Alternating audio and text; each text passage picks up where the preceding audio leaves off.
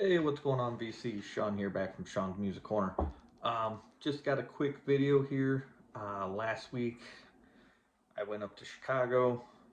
I'm probably like 45 minutes out of the city here in Northwest Indiana, and did a little dig. Hit four stores. I hit Reckless Records, Sugar Records, Signal, and then Dusty Groove. So all in a pretty small area where you can walk to all four. So not bad. Two of them on Ashland, two of them on Milwaukee. So like I said, pretty easy to get around. Um, I didn't get a ton of stuff, but I mean I did get some stuff. So I figured I'd show it. Like I said, also wearing my Dusty Groove shirt. I did not get this on this trip. I've had this shirt for like a year or so. Um, but I do tend to, even if I can't find a record there, like I've bought a shirt from there, like here and there. So it's like I still buy something when I'm in there. But I generally do find something. Obviously, I'm a big, rock and alternative guy. Also the blues. Dusty Groove's normally not a store I'll find a lot of stuff at, unless I'm going strictly more like on the blues and kind of soul. So the rock section's very small. It's just it's not. There's no separate divider for any artist. It's just by letter. So like I said, it's a pretty small area. But I did always tend to find some, see something that's occasionally you'll run into something rare. So, oh, sorry, kind of yawning. But first up, I picked this up at Reckless. This is Madder Rose. This is I Want to Sleep in Your Arms, backed with Nikki Hokey. It's a double A, so it's A and double A side. There's the back. Um, this is uncolored wax, and this translucent yellowy orange. $5, like I said, enjoy Madder Rose. And if you've seen the Vinyl Potatoes 10 best albums, or 5 best albums of 93 that he did with Dave from the Dark Stuff, Dave picked one of the Madder Rose albums as an honorable mention. Speaking of that video, they showed this, the Frank Black self-titled, also from 93. I have an old CD copy, but kind of wanted to get it on vinyl. Sorry for the glare. Still have the shrink on. We can get rid of that. I don't need it. Great album. Still probably my favorite off this album is Los Angeles, the opener. Such a great song. Alright, get rid of that. Like I said, some of these still have the shrink on it. I'm not going to take them off all of them. Next, Elliot Smith, self-titled. Really dig Elliot Smith and the Heat Miser stuff, but just been kind of slowly building my collection. This is a newer reissue. It's on this purple vinyl. So, like I said, couldn't go wrong. $20 at Reckless. Like I said, that Frank Black was under 20. And I had like $80 in store credit there, so kind of nice. But, just really good stuff from Elliot Smith. Like I said, the earlier stuff, obviously, a little more sparse arrangements sometimes, but definitely a great listen. This next one is one I thought I had on vinyl. I mean, I know I have it on CD, but Liz Phair Whip Smart. Now I bought it in $20. Now with my luck, since I bought it, next year's the 30th anniversary. Good chance we'll probably get some sort of, anniversary edition of this or something. Who knows? It's Uncapitol, Universal Music, one of those made in the Czech Republics. These generally sound good, so I haven't listened to this copy yet. Just standard black vinyl, but Liz Phair's first 3 albums are absolutely amazing. Exile in Guyville, Whip Smart, White Chocolate Space Egg, all phenomenal. Even the 4th album, the self-titled, but definitely enjoy Liz, her stuff. Like I said, especially the earlier stuff. Earlier definitely seems to be the real good stuff, if you're asking me.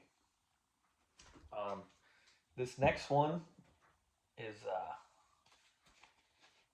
nice side project. Sweet Apple.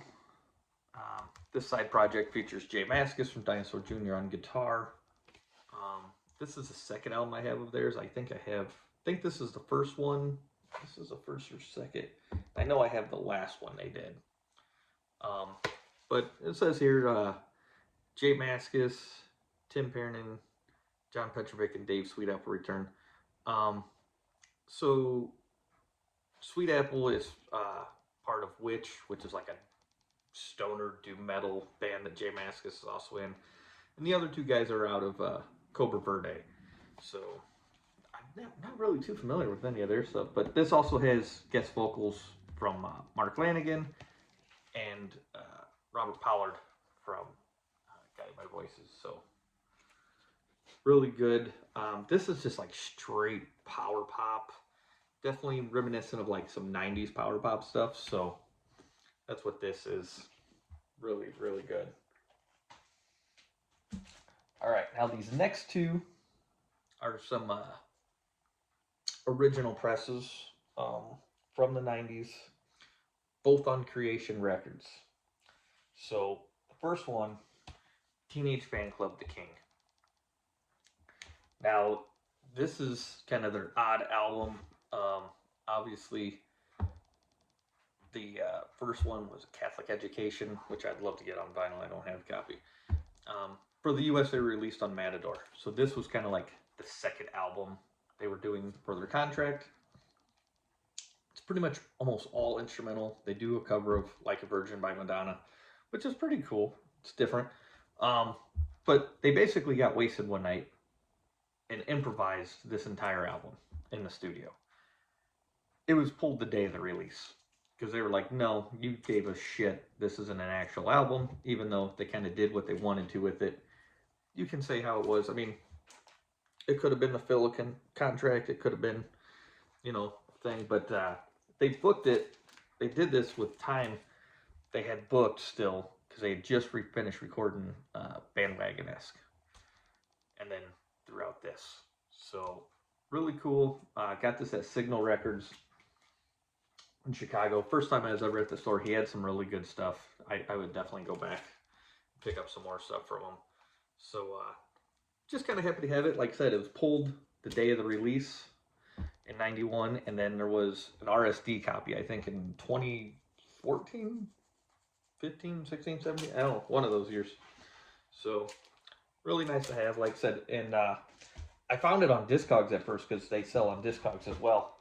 But that was the only copy in the States. So that was kind of nice. And then last, I did pick this up at Dusty Groove. This is Swervedriver, Last Day on Earth. This is also on Creation Records. Made in England. 4-song EP, white vinyl. There is no reissue of this, like I said, it's just an original. All 4 songs on this are really good. This came out in 95, so, Mezcal Head was 93. I'm trying to think of the name of the album that was coming out around 95, 96. What's that, Car Ejector Seat or something like that? Ejector Car Seat, whatever it is. I think that was the album. But really, really good. Glad to pick this up. Like I said, found it at Dusty Groove. Something I don't think I'd ever see. I've never seen it anywhere, so kind of nice to have that. So that was my dig in Chicago last week. Like I said, I didn't spend much time up there. I had to, stores don't open till 10. I had to drop off my daughter at school by 9 in the morning and then be back to pick her up. So, like I said, nice little haul. Hoping to do it again soon. So until next time, guys, keep spinning.